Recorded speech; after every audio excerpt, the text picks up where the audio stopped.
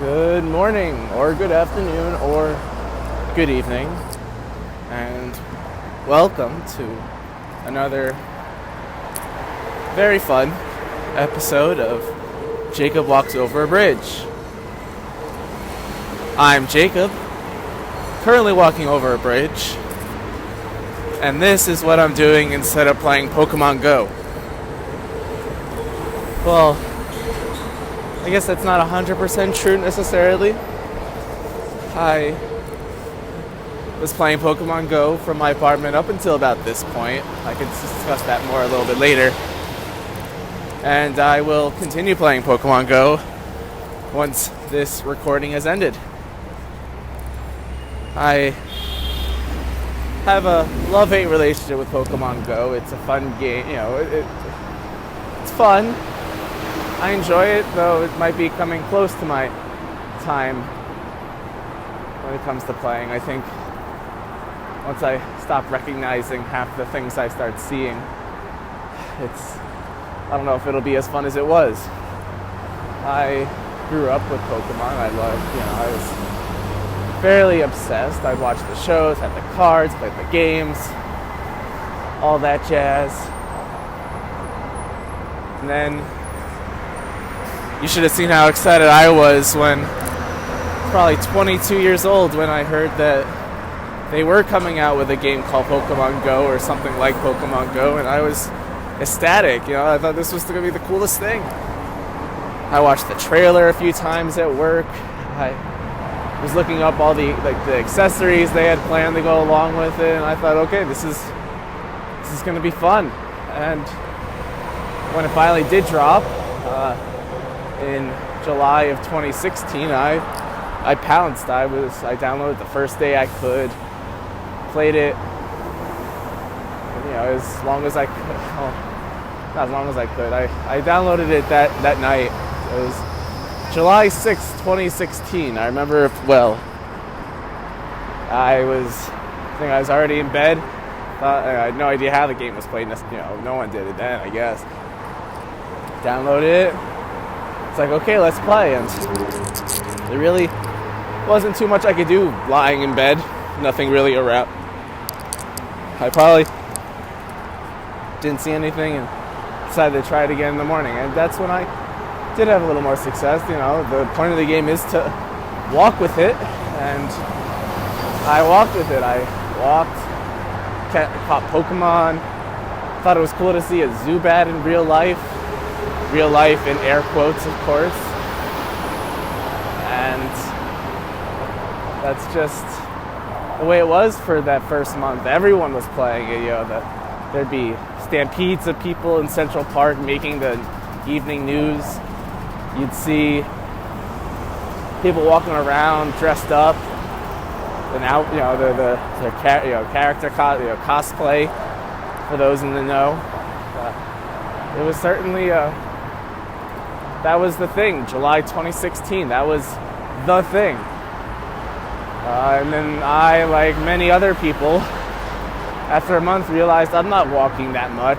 The point of the game is to walk, and maybe if I had downloaded this while I was still in college, that'd be something, but I'm not. I was taking the subway every day. Why would I use this thing that rewards you for walking? So I deleted it after the end of July, and never really thought about it until probably 6-7 months later, when I had heard through the grapevine that they were releasing, because the way they did it, there's a million of these things out now, Pokemon, but they started it out with just the original, the 150 that they started with back in the day. And so I thought maybe it's worth checking out that now that they're adding the next 100 or whatever.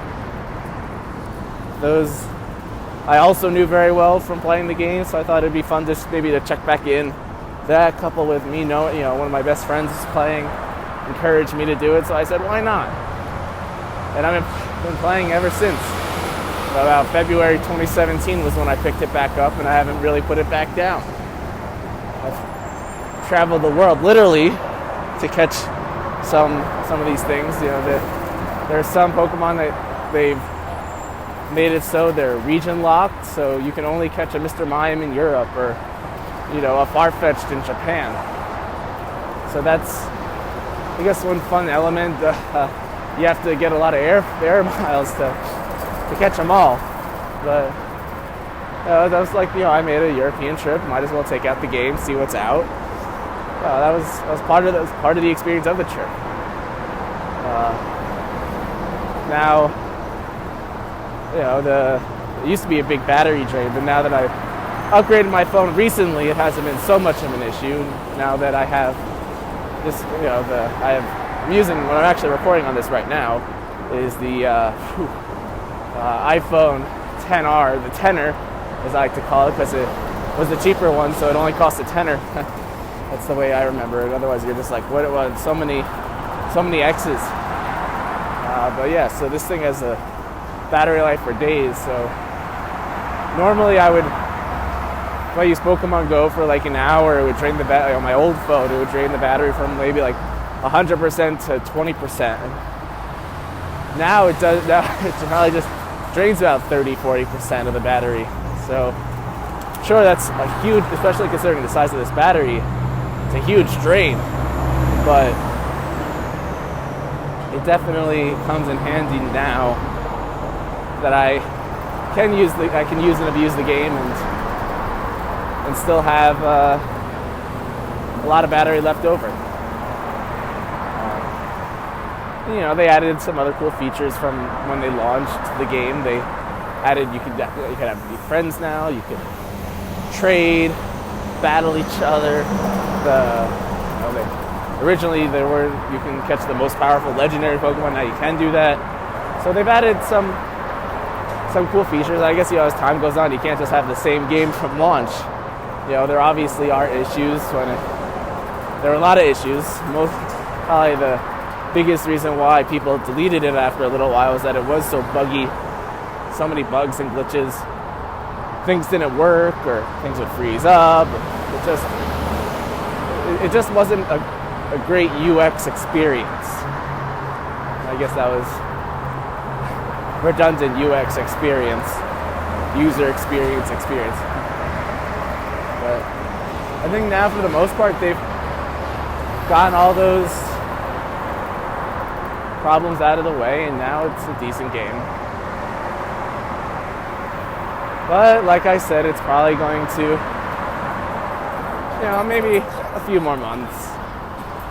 Once I've pretty much gotten all the ones I want to get, and I think once it gets to, like I said, once it gets to the Pokemon that, like the ice cream Pokemon or the key ring Pokemon, granted, I know the other, the ones I know and love are stupid too, but there comes a point where it's like, what? I could do something else with my time.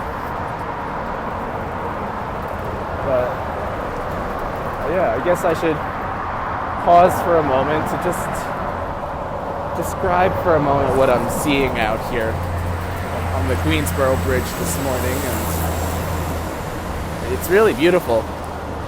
Granted, you can't really see much, but I guess that's the part that makes it beautiful. It's a very foggy day, very foggy. But I'm still on the Queens side of the bridge, but from this point, usually I can see most of Manhattan fairly well. But today, I'm just looking into a sheet of mist. It's like that movie Into the Mist or The Mist. I don't really watch those sorts of movies, so forgive me for getting that wrong. But it's very misty. I could still see the hand in front of my face if I hold it up, or I can still see the people ahead of me for several yards. But from here I can't really see. The Roosevelt Island is still covered in mist, and anything beyond that's a mystery. That just is cool. It's just one of the reasons why I like doing this walk is just the view, the different view you get over time.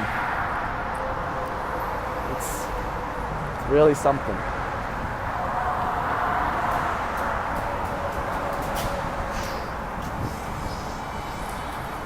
But like I was saying,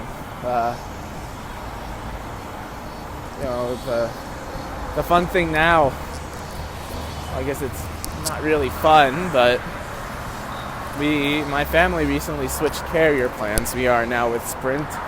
We left Verizon, and now this is my first walking season with a different carrier, and you definitely notice some differences. 90% of the journey is essentially covered by Sprint, the same way that Verizon did.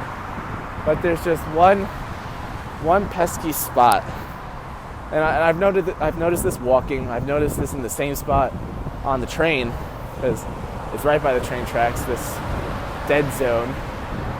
It's not even. It is a dead zone, but the phone doesn't think it is. When I look at my phone, it'll still say I have 2-3 bars of service, but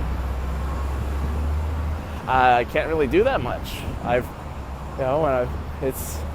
When you get on Northern Boulevard, it's like where 31st Street and Northern Boulevard converge up until essentially when you hit the bridge.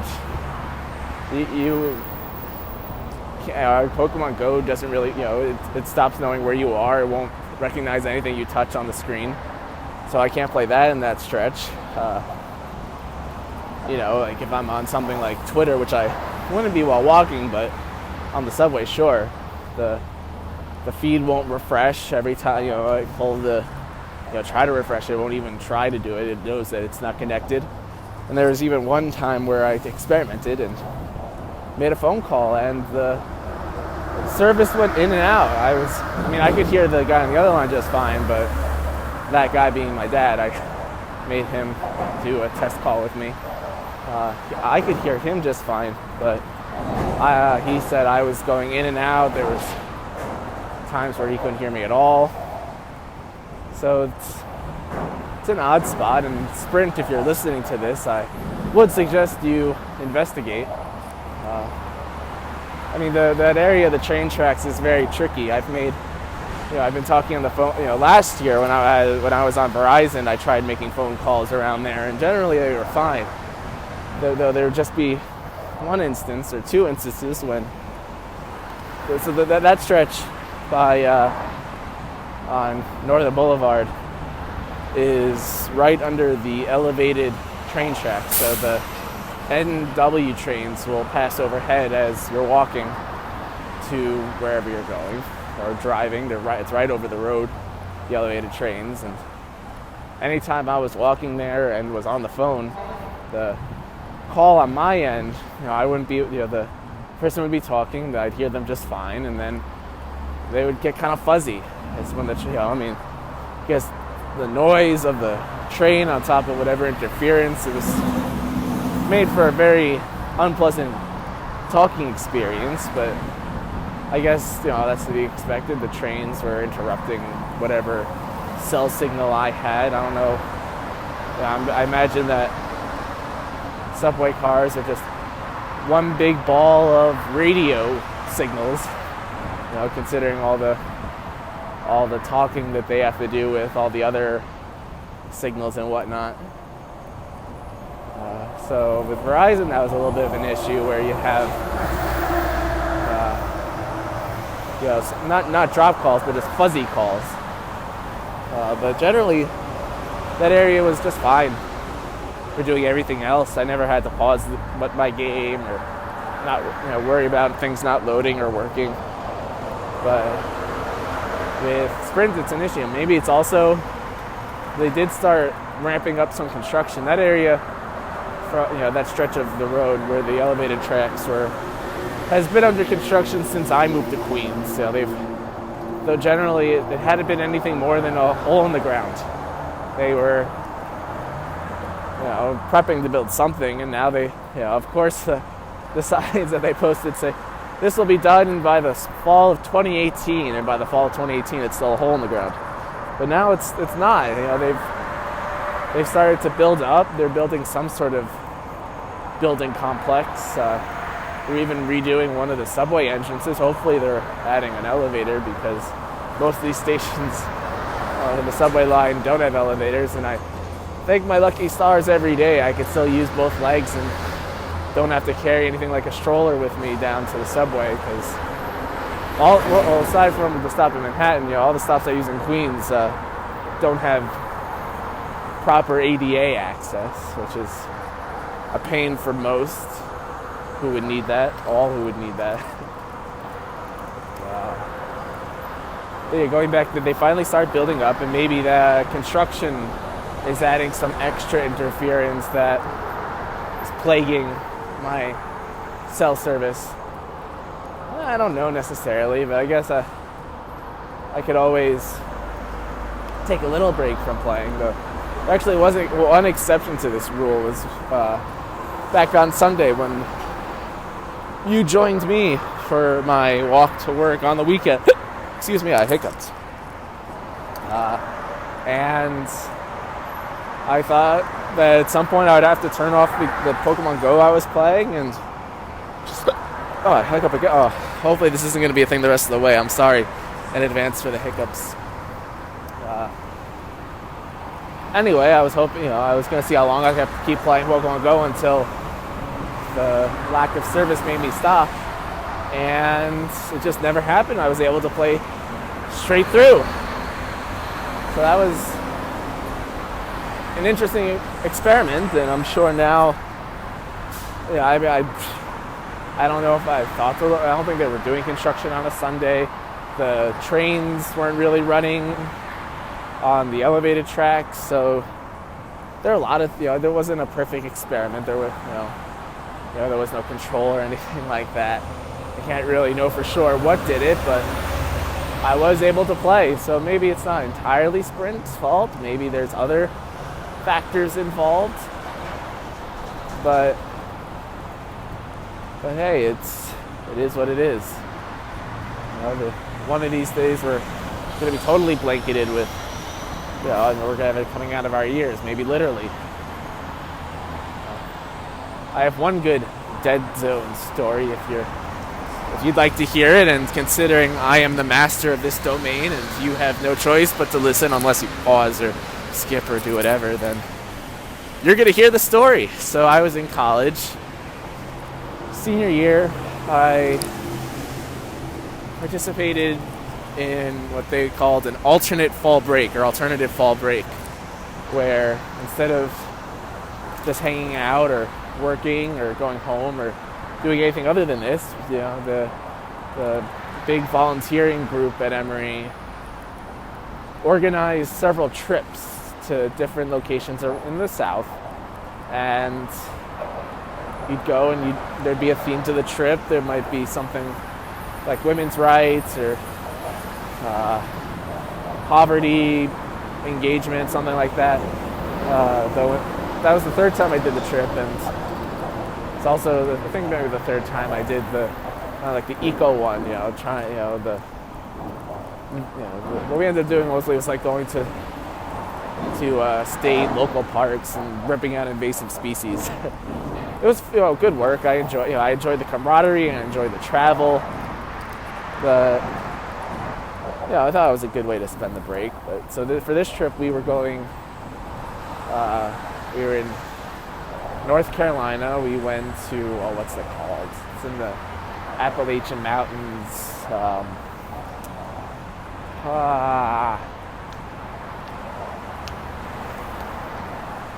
We were.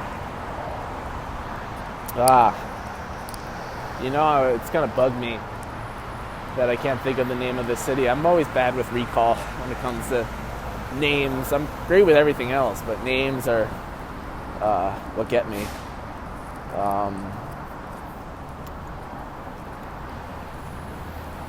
The city in North Carolina that we went to was called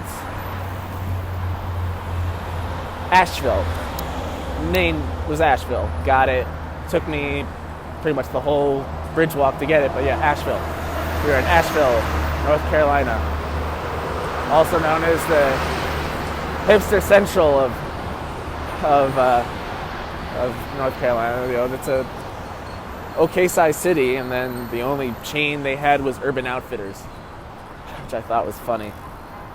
Definitely, I had an all right time. The city was nice, but where we were living for the week, the 3 nights we were there, we were out in like the mountains around Asheville in what was dubbed the Party Barn. There was a group that on Airbnb rented out this giant barn. They had hammocks, they had places to for sleeping bags. They had a little kitchenette, projector, games. I can only imagine the crazy things that have happened and have happened since in that barn. For us, it was just our HQ for whatever we were doing. Mostly we just went there to eat and sleep. But the day we arrived, we got there probably around maybe 6 p.m., 5 or 6 p.m. And we get there, and probably the first thing everyone notices is that no one, regardless of cell carrier, has service. And it's, not necessarily the worst thing in the world. This was our chance to disconnect from the outside world and be one with nature. It was beautiful around, it was a little, maybe not on the chilly side. It was the fall. It was fall weather. It was still nice to be outside and experience the world around us, and we were just doing that without our phones. So we get there, we brought 2 big vans, that can fit like 12 people in each of them. And so we get to Asheville, we get to the barn. The first thing that people do, or that was announced that people had the option of doing, was to take a trip with them to, I forget if it was Walmart or just a supermarket, but to go get food for the next few days, because we hadn't, everyone's bags were in the back. We didn't have room to really pack much in the way of food. So instead of just bringing like 3 or 4 people along, of the group of about 20, they brought 16. So 16 people left the barn. I did not. I was like, I'm fine staying here. So, especially once everyone else had gone, I was like, I'm not, if everyone's going, I'm not going. So it was myself and maybe 3 other people stuck around, said we'd take care of the base back home. We brought a whole bunch of air mattresses. So the 4 of us spent most of it, not most of it because it was so long, but we spent, the first hour or so, we pumped up air mattresses. There was a ping pong table, played some ping pong, hung out, just, doing the party, hanging out in the party barn, doing party barn things. So then an hour passes, an hour and a half, and we're starting to get a little worried, considering, the town where the supermarket and stuff were, it wasn't that far away. We gave them enough time to, the drive, picking up all the stuff, people doing stupid stuff, and then just coming back. But they never did. So we're getting a little worried. We can't call anyone because no one has cell service. We're really the only thing around for a while. We didn't really have any immediate neighbors that we could borrow their landline or anything like that, or Wi-Fi. There was no Wi-Fi in the party barn, which is surprising considering what it is. But yeah, we couldn't contact the people who had left, and they didn't come back for about 3.5 hours. By that point, we had ventured out. We found our way to the closest neighbors. We knocked on the door. They were actually very nice. They let us use their phone, and we called, and we discovered that our compatriots had, one of the vans had fallen in a ditch, and the other one had lost the other one, and they ended up getting out of the ditch, and they met up in the town. There was a bar.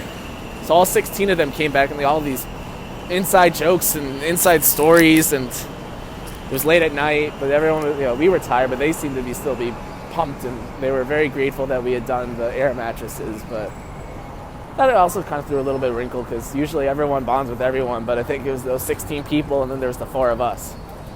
So we never, it was still fun. I enjoyed it, but it was not the trip it could have been. All because of dead zones. All right, I know that was a subpar story, but I need to be ending this soon. About to leave the bridge. It was good talking, good day, and good night.